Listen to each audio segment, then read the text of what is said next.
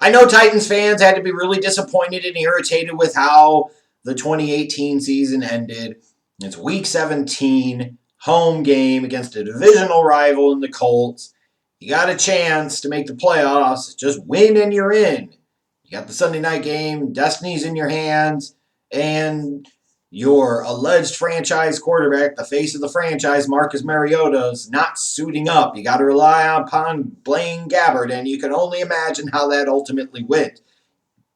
You go 9-7 overall, but you lose the one that mattered the most. Your quarterback that's supposed to be the dude isn't there for the game when your team needs him the most. And as a result, you go home, no playoff season over.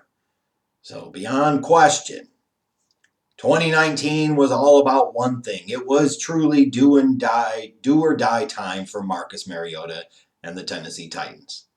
Either he shows he can be the guy or he's not. He already started to wonder with the way the season finished. He wasn't there on the field in week 17 in that critical game. Saw a teammate or two kind of call him out and question him a little bit via social media and the interwebs. Made you wonder if the team already, the players at least, already had one foot out the door with the Mariota experience in Tennessee. Maybe the coaching staff did too, and frankly, maybe Mariota is ready for the chance to go somewhere else to move on to the next phase of his career.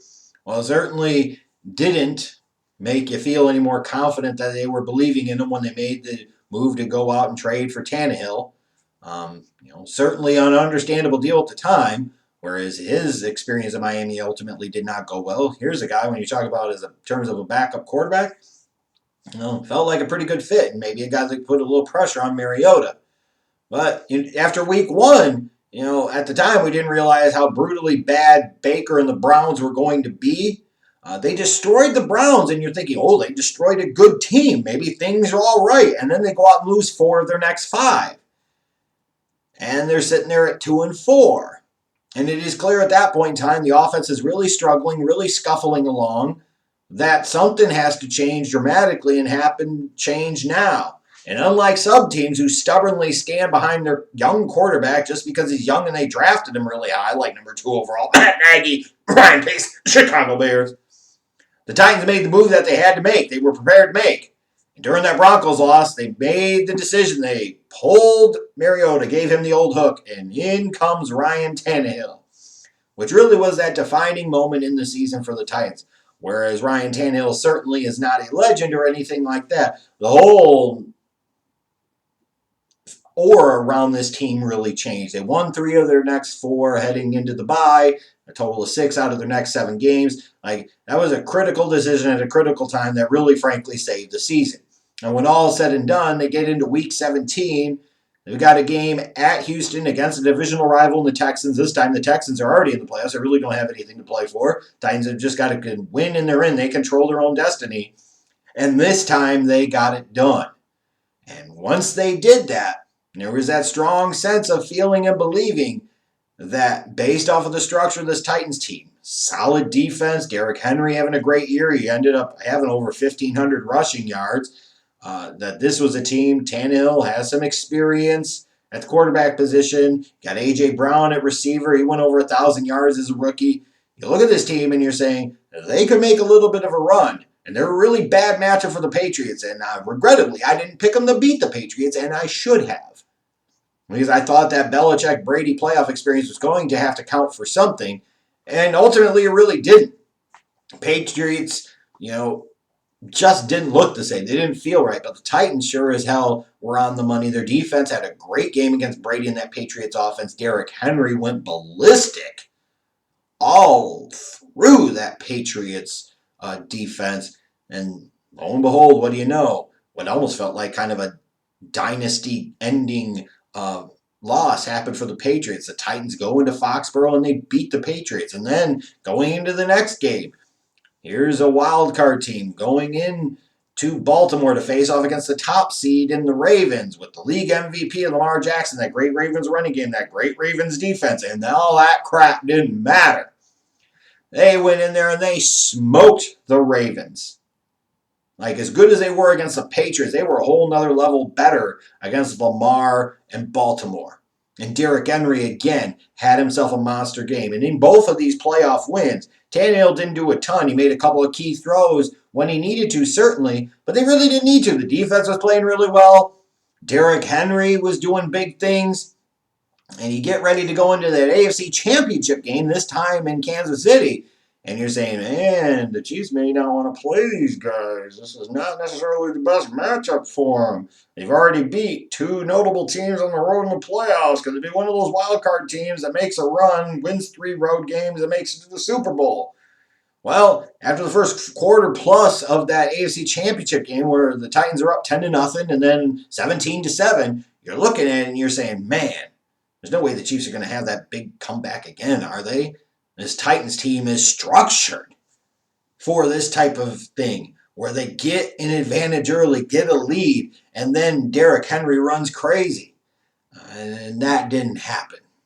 Unfortunately for the Titans, the Chiefs did a pretty solid job, honestly, defending Derrick Henry and minimizing his effectiveness and damage, putting more pressure on Ryan Tannehill in that Titans passing game, which ultimately put them in a disadvantageous situation, along with the fact that eventually Mahomes and that Chiefs offense woke the hell up. And all of a sudden, the season comes to a close. A great season, nonetheless, for the Tennessee Titans to go from 2-4, having to bench your starting quarterback, a guy that 5 years ago you had spent the number 2 overall pick on, mind you, to now you are 1 win away from the Super Bowl and in the AFC Championship game on the road after beating Tom Brady, Belichick, and the Patriots, after beating Lamar Jackson and John Harbaugh and the freaking Ravens. Now you got a double-digit lead against Andy Reid and Patrick Mahomes. Like, that's a hell of a finish and a hell of a season for the Titans, considering where they were and where they ended up going. And now when you look ahead, you say, can they really repeat that? Are they really built to do that again in 2020? Well, they got some big contract decisions coming up, specifically with Ryan Tannehill and Derrick Henry. You would assume both of them are probably going to be back in the fold. In terms of Tannehill, I'd really be worried about giving him a long-term deal. I could understand if they want to franchise him for a year, but unless they've got something where they're going to go after Phillip Rivers or they're going to go make a play for Tom Brady, like you look at Tannehill and you say it's probably the best they could do at the position. I just worry about putting too much stock into Tannehill at this point in time because realistically, when you look at the Patriots and Ravens games, like he had a couple of nice throws, but he really wasn't much of a factor. Do you want to pay $30+ million to a guy like that? And then in terms of Derrick Henry, he had a monster season and a big-time dominant 2-game stretch in the playoffs for sure. But the Chiefs shut him down a little bit. And once they shut him down, like this team is entirely different. Do you want to invest $15+ million a year into the running back position when a lot of the league views that position as pretty interchangeable? And for a team that only has about $45 to $50 million in salary cap space, you potentially be looking at tying most of your salary cap up into just those 2 guys. And you still got to figure out what you're going to do with Jack Conklin. Still got to figure out what you're going to do with Logan Ryan. Like, it'll be interesting to see how John Robinson maneuvers this offseason for the Titans, because you make a couple of moves, you could potentially get back in that position again. I just wonder if this was the best that we were going to see out of the Titans, which, while not bad, certainly was not good enough. How much help are they going to really get in the draft? They got the 29th overall pick in round 1, second and third round picks, no 4th round pick. They got some needs, I think, on defense. They need another edge rusher to go opposite Harold Landry. They could use some depth there. They could use some help at corner, even if they did retain Logan Ryan, but certainly, especially if they do not. Then I also look at the offensive side of the ball. Another wide receiver to go along with A.J. Brown and Corey Davis would certainly be welcome.